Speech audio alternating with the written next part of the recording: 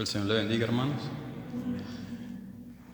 Hoy estaremos meditando un poco en el pasaje de Hechos, capítulo 17, versículo 6, y veremos lo que sucede allí.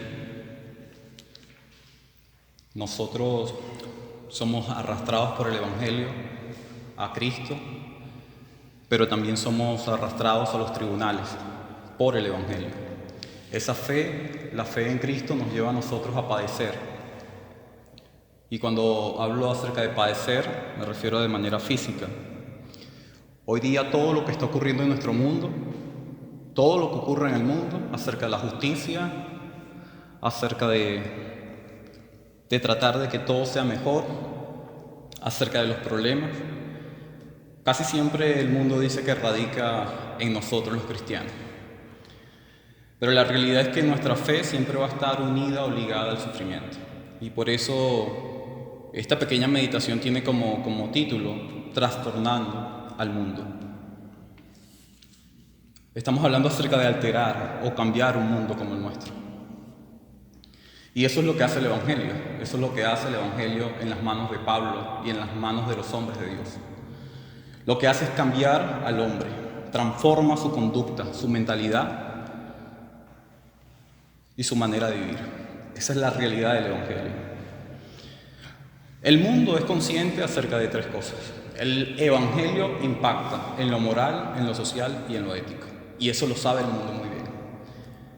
Y cuando el mundo sabe que el Evangelio está impactando en estas tres áreas, el mundo busca de echarle la culpa al Evangelio para que no se siga propagando estos cambios en estas tres áreas. ¿Por qué? Sencillo. Porque el mundo necesita deleitarse en su pecado. Y cuando el Evangelio es propagado, y cuando el Evangelio es apropiado por personas no cristianas, pero para aplicarlo en lo moral, en la manera de sistema de gobierno, el pecado se frena. Y eso detiene los avances de Satanás.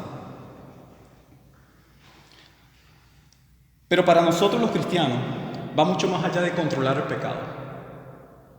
Para nosotros la proclamación del Evangelio va mucho más allá acerca de un aspecto moral, social o ético. Para nosotros los cristianos va en la salvación de los hombres. Y es por eso que el apóstol Pablo, cuando vivió lo que experimentó en Tesalónica, Lucas lo registra de la siguiente forma en el versículo 6 del capítulo 17. Pero no hallándolos, trajeron a Jasón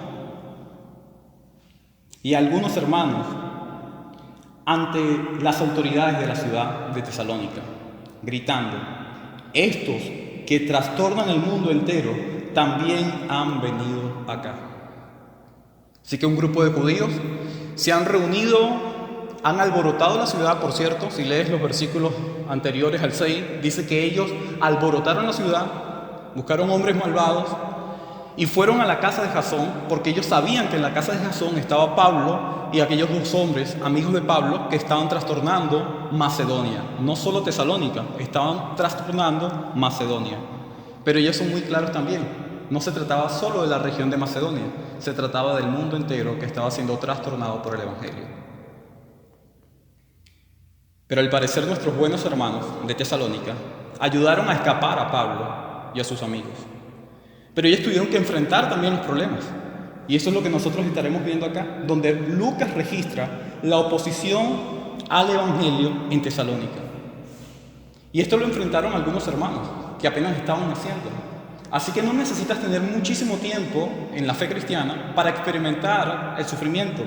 Solamente necesitas aceptar a Cristo en tu corazón, que Dios transforme tu corazón para de esa manera sufrir por el Evangelio.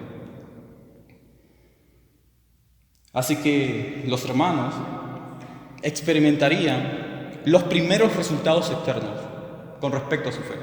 ¿Cuáles fueron estos resultados? El sufrir. Ellos ya habían experimentado un cambio interno en el corazón. Tesalonicense dice que habían aceptado la palabra de Dios en su corazón y que ella había transformado el corazón de muchos hombres.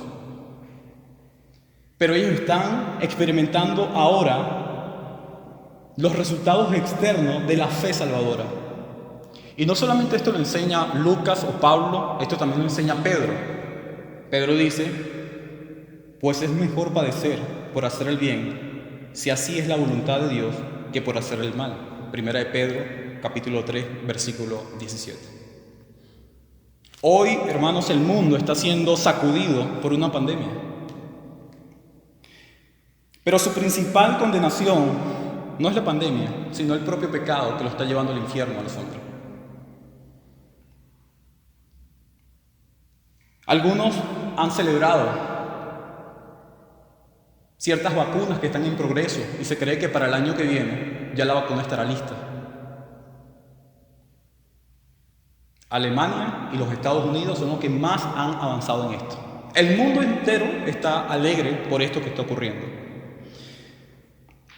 Pero la única vacuna efectiva para el pecado, ya no para una pandemia, sino para el pecado, había sido suministrada a Jasón y a los hermanos que habían sido arrastrados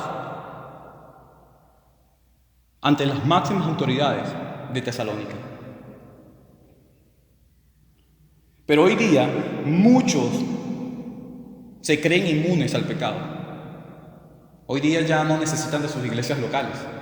Hoy día ya no necesitan de la palabra de Dios ni de la meditación en oración. Muchos han comenzado a amar más al mundo, como Demas, y han comenzado a abandonar a grandes hombres como Pablo. Hoy muchas personas han comenzado a abandonar sus iglesias locales, a la familia en la fe, a los hermanos, porque prefieren relaciones con un mundo caído, un mundo como el nuestro. Nosotros hoy somos llamados a orar para que nuestra comunidad y para que este país sea trastornado, pero también transformado con la proclamación del Evangelio, pero un Evangelio bíblico. Y para esto nosotros necesitamos una reforma desde el púlpito, pero también necesitamos que la membresía sea reevangelizada. Y así el mundo será salvo. R.C. Sproul dijo que lo peor del infierno es la presencia de Dios. Y hacia ese lugar hoy día van hombres destinados allí y atormentados durante toda la eternidad por no haber reaccionado ante el mensaje de la palabra de Dios.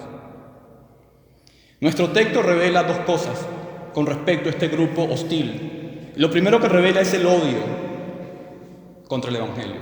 Y lo segundo que revela son las acusaciones falsas.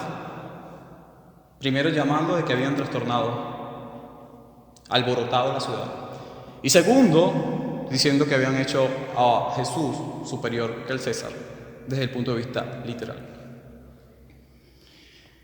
Alguien dijo que el hecho es que el Evangelio alborota, que sí, es cierto, penetra y también altera la sociedad en todas las partes del mundo. Así que eso no es falso.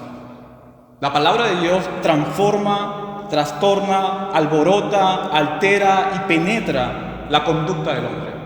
En eso sí nosotros no tratamos de evadir. Sin embargo, hay algunas preguntas para finalizar esta meditación. Y esas preguntas son las siguientes. ¿Tu vida es trastornada por el Evangelio o por el mundo? Otra pregunta es, ¿fue tu vida expuesta al Evangelio el día del Señor? ¿Y por qué? ¿Sufres haciendo el bien o sufres por el pecado que hay en ti?